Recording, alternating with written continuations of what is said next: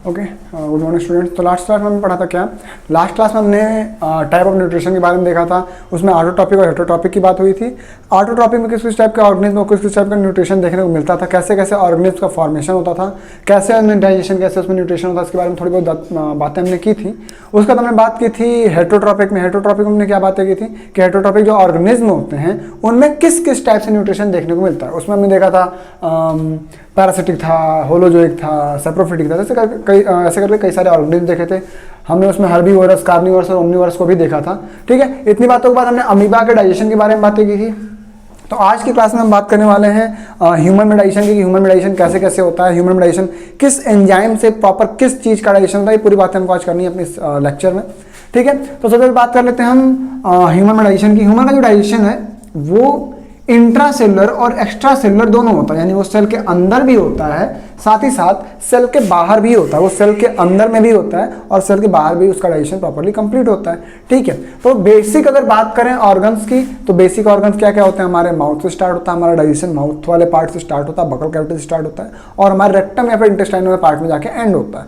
तो इस तरह से हमारा डाइजेशन यहाँ पे स्टार्ट होता है। डाइजेशन प्रोसेस अगर बात करें, डाइजेशन की प्रोसेस होती क्या है, तो किसी भी चीज को, किसी कॉम्प्लेक्स चीज को सिंपलर चीज में तोड़ना या किसी कॉम्प्लेक्स स्ट्रक्चर को सिंपलर स्ट्रक्चर में तोड़ना, यह कहता है डाइजेशन। यानी कि द प्रोसेस ऑफ डिवाइडिंग या the process of breaking complex material to simpler form is termed as digestion.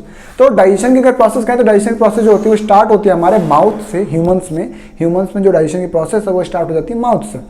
जब हम किसी फूड के पार्टिकल को लेके अपने मुंह में च्यू करते हैं, उसको चबाते हैं, तो वो क्या होता है, छोटे छोटे पार्टिकल में टूट जाता है। तो कहीं ना कहीं एक्चुअल डाइजेशन जो है वो स्टार्ट होती है हमारे माउथ से। सैलिवरी ग्लैंड से एक सिक्रीट होता है एंजाइम एमाइलेज, क्योंकि एंजाइमेटिक बेसिस पे ही सारा डाइजेशन होता है, तो एमाइलेज भी कहीं ना कहीं हेल्प करता है डाइजेशन में। तो इसके लिए आपको ये चीज़ ध्यान रखनी चाहिए कि डाइजेशन ह्यूमन में स्टार्ट हो जाता है माउथ वाले पार्ट से। उसके बाद आता है हमारा फाइनेंस वाला पार्ट, उसका हमारा ओइसोफेगस का पार्ट आता है। बात करें अगर ओइसोफेगस के पार्ट की, तो ओइसोफेगस रिंग लाइक स्ट्रक्चर से मिलकर बना होता है, ना ये एक्चुअल में बोनी होता है, ना ये मसल से बना हुआ होता है। ये कार्टिलेज के स्ट्रक्चर से मिलकर बना हुआ एक रिंग लाइक स्ट्रक्चर होता है। ये क्या होता है, रिंग लाइक स्ट्रक्चर से मिलकर बना होता है और इसके अंदर से ही जो फूड पार्टिकल्स हैं वो क्या होते हैं, मूव होते हैं। ठीक, तो अब इसके अंदर मूव कैसे पार्टिकल्स होते हैं, मूव होते हैं इसके अंदर पार्टिकल कॉन्ट्रैक्शन और रिलैक्सेशन की प्रोसेस से। और ये प्रोसेस को हम साथ में मिला कहते हैं पेरिस्टाल्टिक मूवमेंट। ये पेरिस्टाल्टिक मूवमेंट यहाँ पे आपको देखने को मिलता है ओइसोफेगस वाले पार्ट में, जिसको हम फूड पाइप भी कहते हैं। यहाँ से फूड पेरिस्टाल्टिक मूवमेंट के थ्रू नीचे मूव करता है और जाता है हमारे स्टमक वाले रीजन में। ठीक है, ये हमारे स्टमक वाले रीजन में जाता है। जो स्टमक का रीजन होता है उसमें कई सारे अलग अलग एंजाइम बनते हैं। ये एंजाइम का काम होता है डाइजेशन में हेल्प कराना। तो हमारा ये ओइसोफेगस जाकर जुड़ता है हमारे ड्यूडेनम वाले रीजन में या फिर स्टमक वाले रीजन में। स्टमक के बाद यहाँ पे आपको साइड में लीवर देखने को मिलता है। ठीक है, लीवर का काम अलग होता है। फिर यहाँ पे आपको पैनक्रियाज देखने को मिलता है। पैनक्रियाज का काम अलग होता है, पैनक्रियाज अलग ढंग से काम करता है। ये दोनों में एक गाल ब्लेडर देखने को मिलता है। तो अलग अलग कुल मिला के अलग अलग जो स्ट्रक्चर होते हैं वो मिलकर क्या करते हैं, डाइजेशन में हेल्प कराते हैं। ठीक है, तो आगे इसके आगे स्ट्रक्चर की बात करें तो इसके आगे का स्ट्रक्चर जो होता है स्मॉल इंटेस्टाइन का स्ट्रक्चर होता है। स्मॉल इंटेस्टाइन जो है ह्यूमन के अंदर स्मॉल इंटेस्टाइन का जो साइज होता है वो थोड़ा सा ज़्यादा होता है, क्योंकि उसको डाइजेशन करना होता है, कॉम्प्लेक्स मटेरियल का डाइजेशन थोड़ा एब्जॉर्प्शन अच्छे से करना होता है, इसलिए उसमें साइज क्या होती है, ज़्यादा होती है। ठीक है, तो बात करते हैं यहाँ पे, ये हमारा होता है गाल ब्लैडर। ये वाला पार्ट की अगर बात करें तो ये हमारा होता है गाल ब्लैडर। गाल ब्लैडर का काम होता है सिक्रीट करना बाइल को या बाइल जूस को, या बाइल साल्ट भी कहते हैं। तो बाइल जूस, बाइल साल्ट का सिक्रीशन कर पहले तो उसको स्टोरेज और सिक्रीशन करने में हेल्प करता है हमारा गाल ब्लैडर। प्रोडक्शन करने में हेल्प करता है ये हमारा लीवर। और ये हमारा होता है लीफ लाइक स्ट्रक्चर, जिन्हें कहते हैं पैनक्रियाज। पैनक्रियाज सिक्रीट करता है पैनक्रियाटिक जूस को, और इस तरह से मिलकर ये क्या करते हैं, हेल्प कराते हैं पूरी डाइजेशन की प्रोसेस को कंप्लीट होने में। इससे एक डक्ट निकलती है और इससे यानी कि हमारे ठीक है, हमारे गाल ब्लैडर से एक डक्ट निकलती है और हमारे पैनक्रियाज से एक डक्ट निकलती है, जो क्या होते हैं, एक जगह मिलते हैं, कॉमनली एक जगह आके मिलते हैं और ये कॉमन पैसेज या कॉमन ओपनिंग बनाते हैं हमारे स्मॉल इंटेस्टाइन की तरफ। तो इसमें आपको मैं कुछ चीज़ें बताऊंगा जिससे आपको थोड़ी बहुत चीज़ें समझ में आएंगी। स्टमक जो होता है, स्टमक से किस किस एंजाइम का फॉर्मेशन होता है, किस किस एंजाइम का क्या क्या काम होता है, लीवर क्या क्या काम होता है, गाल ब्लैडर का क्या काम होता है, पैनक्रियाज का क्या काम होता है, इसकी बात हम करेंगे। ठीक है, तो फूड का मूवमेंट हो गया यहाँ से लेकर यहाँ तक, ये फूड का मूवमेंट हुआ पेरिस्टाल्टिक मूवमेंट के थ्रू। उसके बाद फूड आ गया हमारे स्टमक वाले रीजन में, ठीक है, ठीक है, कोई दिक्कत नहीं। ये स्टमक वाले रीजन में आ गया। स्टमक में बनती है दो चीजें, HCl और पेप्सिन, ठीक। HCl और पेप्सिन, म्यूकस की एक लेयर पाई जाती है इसके चारों तरफ, हमारे हमारे स्टमक के चारों तरफ एक लेयर पाई जाती है म्यूकस की। तो यहाँ म्यूकस भी लिख सकते हैं, उसका क्या काम होता है उसकी बात हम करते हैं, ठीक है। तो HCl being acidic in nature, ये क्या करता है, हेल्प करता है जो भी फूड मटेरियल अंदर आया है बॉडी के अंदर, उसके कहीं ना कहीं डिटॉक्सिफिकेशन में, जो भी माइक्रो ऑर्गेनिज्म आए हैं उनके किलिंग में ये हेल्प करता है हमारा HCl। साथ ही साथ एक मीडियम देता है, एसिडिक मीडियम, ताकि जो हमारा पेप्सिन बना है वो अपना अच्छे से फंक्शन कर सके।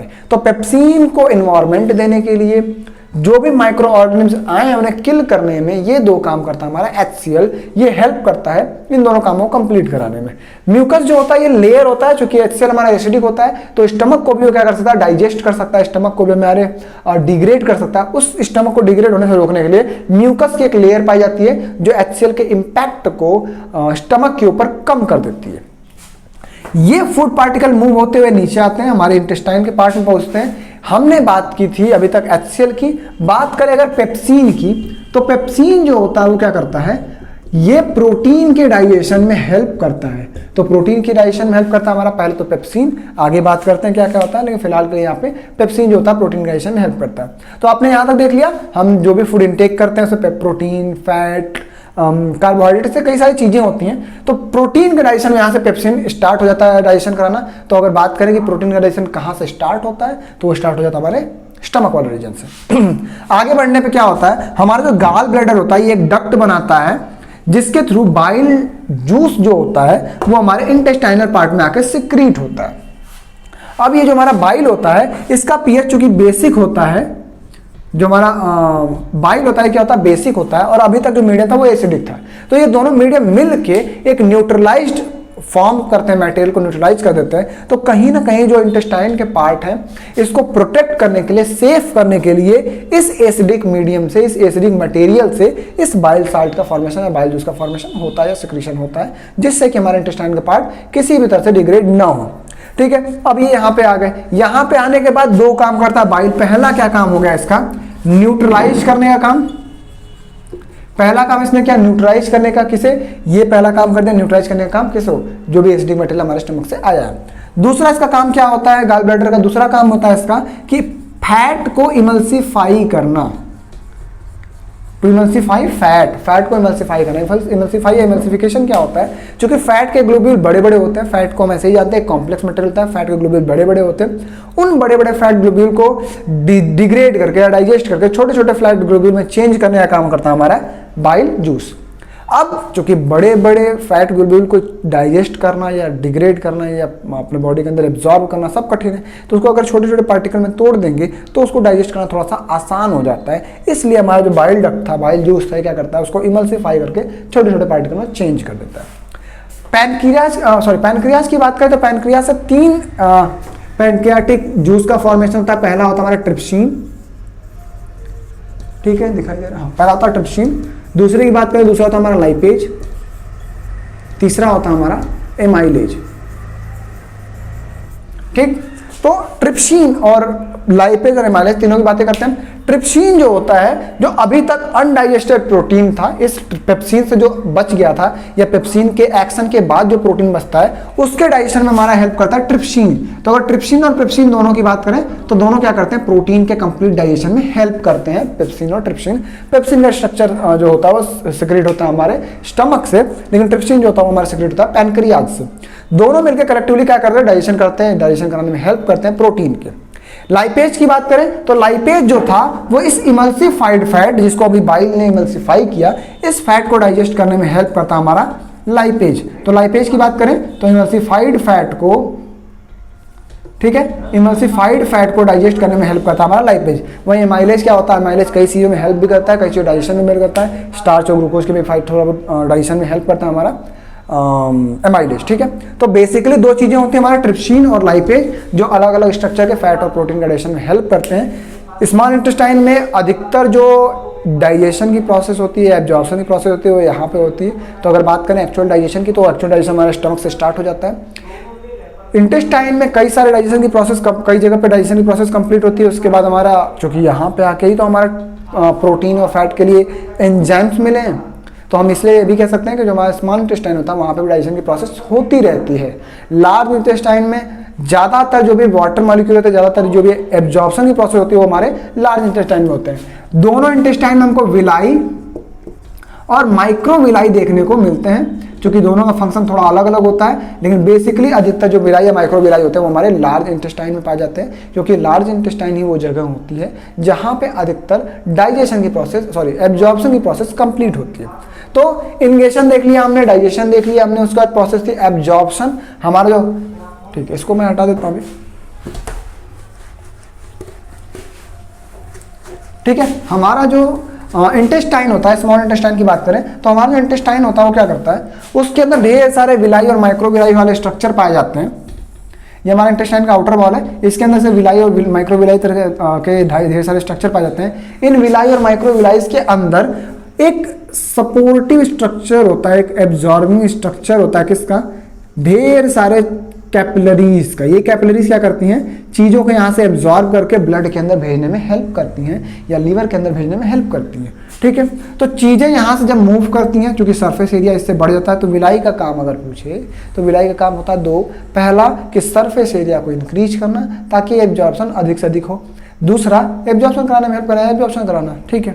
सरफेस एरिया इंक्रीज होने से जो भी चीज़ें इसके अंदर आती हैं वो क्या होती है, एब्जॉर्ब होती हैं। एब्जॉर्ब होने के चली जाती है हमारे कैपिलरीज में। तो तीसरी प्रोसेस जो थी एब्जॉर्प्शन की, वो यहीं से स्टार्ट होती है। एब्जॉर्प्शन वाटर का, एब्जॉर्प्शन मिनरल्स का, एब्जॉर्प्शन न्यूट्रिएंट्स का, वो यहीं से स्टार्ट होता है। इसके अंदर वो चीज़ें एब्जॉर्ब होती है, एब्जॉर्ब होने के बाद हमारे ब्लड में चली जाती है। ब्लड के बाद वहाँ से स्टार्ट होता है प्रोसेस एसिमिलेशन का, और पूरे बॉडी में वो ब्लड के थ्रू, और जो मिनरल्स होते हैं, जो मिनरल्स नहीं कहेंगे एक्चुअली न्यूट्रिएंट्स कहेंगे, तो जो भी न्यूट्रिएंट्स होते हैं वो ब्लड के थ्रू पूरे बॉडी में फैलते हैं। इस प्रोसेस का नाम होता है एसिमिलेशन। और इस तरह से हमारी 5 प्रोसेस जो होती है वो कंप्लीट होती है। कई सारे पार्टिकल ऐसे भी होते हैं जो क्या होते हैं, ना डाइजेस्ट हो सकते हैं ना एब्जॉर्ब हो सकते हैं। ये पार्टिकल, बचे हुए पार्टिकल या ऐसे वेस्ट पार्टिकल, वो जाते हैं हमारे इंटेस्टाइन के थ्रू रेक्टम में। ये हमारा इंटेस्टाइनल पार्ट है, इंटेस्टाइन के थ्रू जाते हैं वो हमारे रेक्टम में, और रेक्टम से फिर एनस में होते हुए क्या होते हैं, बाहर बॉडी से निकल जाते हैं। तो सब मिला के प्रोसेस इतनी थी कि डाइजेशन स्टार्ट हुई हमारे स्टमक वाले रीजन से। सैलिवरी ग्लैंड में माइलेज पाया जाता है। स्टमक चूंकि मेजर एक्चुअल डाइजेशन की प्रोसेस कंप्लीट कराता है, वहाँ पे HCl और पेप्सिन आपको देखने को मिला। HCl के 2 काम होते हैं, पहला तो माइक्रो ऑर्गेनिज्म को किल करना, दूसरा काम होता है एक ऐसा एनवायरनमेंट बनाना ताकि पेप्सिन अच्छे से अपना काम कर सके। उसके बाद हमारा बाइल ग्लैंड होता है, जैसे हम गाल ब्लैडर भी कहते हैं, वो सेक्रेट करता है बाइल जूस को, जो इमल्सिफाई करता है फैट को। इमल्सिफाइड फैट के डाइजेशन में हेल्प करता है पैनक्रियाटिक जूस। साथ ही साथ जो अनडाइजेस्टेड अभी पूरी तरह से डाइजेस्टेड नहीं है प्रोटीन, उसके डाइजेशन में हेल्प करता है हमारा ट्रिप्सिन। आगे जाने के बाद हमारा जो डाइजेशन कंप्लीट होता है हमारे इंटेस्टाइनल पार्ट में, एब्जॉर्प्शन स्टार्ट होता है हमारे लार्ज वाले इंटेस्टाइनल वाले पार्ट में। ये हमारा विलाई होता है, विलाई में एक स्ट्रक्चर नेटवर्क देखने को मिलता है ढेर सारे कैपिलरीज का। यहाँ पे आके फूड जो होते हैं वो एब्जॉर्ब होते हैं, न्यूट्रिएंट्स जो होते हैं वो एब्जॉर्ब होते हैं। एब्जॉर्ब होकर हमारे ब्लड में जाते हैं, ब्लड के थ्रू पूरे बॉडी के हर एक सेल में पहुंच जाते हैं। इस तरह से हमारी 5वीं प्रोसेस एसिमिलेशन की कंप्लीट होती है। ऐसे फूड पार्टिकल जो अभी तक ना एब्जॉर्ब हो सके ना पूरी तरह से डाइजेस्ट हो सके, वो हमारे बॉडी से एज ए वेस्ट मटेरियल या फीकल मटेरियल हमारे बॉडी से बाहर आते हैं रेक्टम के थ्रू, ठीक है। तो इतनी प्रोसेस थी हमारी ह्यूमन डाइजेशन में। कुछ अगर पॉइंट्स छूटे हुए या कुछ बातें जो आपको जिसमें आपको दिक्कत हो तो आप कमेंट करके पूछ सकते हैं, ठीक है।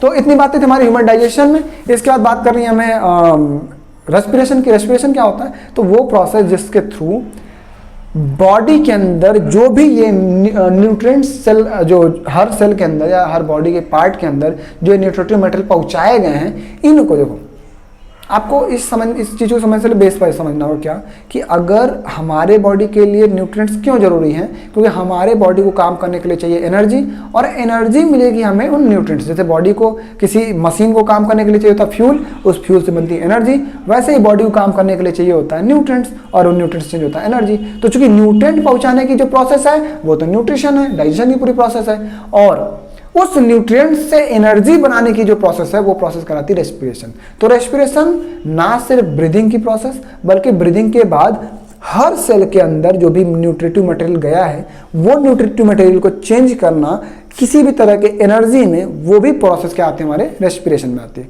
ठीक है, तो रेस्पिरेशन के मेजर ऑर्गन की बात करें, अभी इंट्रोडक्शन चलता है, नेक्स्ट टॉपिक में हम बात करेंगे। मेजर अगर ह्यूमन में रेस्पिरेशन ऑर्गन, रेस्पिरेटरी ऑर्गन की बात करें तो मेजर ह्यूमन में मेजर रेस्पिरेटरी ऑर्गन होता है हमारा लंग्स। इसमें कई सारे पार्ट होते हैं, ब्रोंकस, ब्रोंकियोल, एल्विलाई, फिर एयर सैक जिन्हें हम कहते हैं। तो इस तरह कई सारे स्ट्रक्चर होते हैं जिनके थ्रू बॉडी में अलग अलग माध्यम से एयर आता है, और यहाँ आने के बाद वहाँ पर डिफ्यूजन की प्रोसेस के बाद बॉडी में एयर अंदर जाता है, ऑक्सीजन अंदर जाता है। अंदर जाने के बाद जिन जगहों पर ये न्यूट्रिएंट्स स्टोर होते हैं वहाँ पे ऑक्सीजन कैरी करके लाया जाता है, और यहाँ पे कंबशन की प्रोसेस कंप्लीट होती है। हो सकता है थोड़ी बहुत प्रोसेस में दिक्कत हो सके, पर जब हम स्टार्ट करेंगे रेस्पिरेशन तो उसमें सब चीज़ें थोड़ी सी क्लियर हो जाएंगी कि किस तरह से ऑक्सीजन जाता है और किस तरह से वहाँ पे कंबशन की प्रोसेस कंप्लीट कराई जाती है और बॉडी में एनर्जी का फॉर्मेशन होता है। ठीक है, थैंक यू।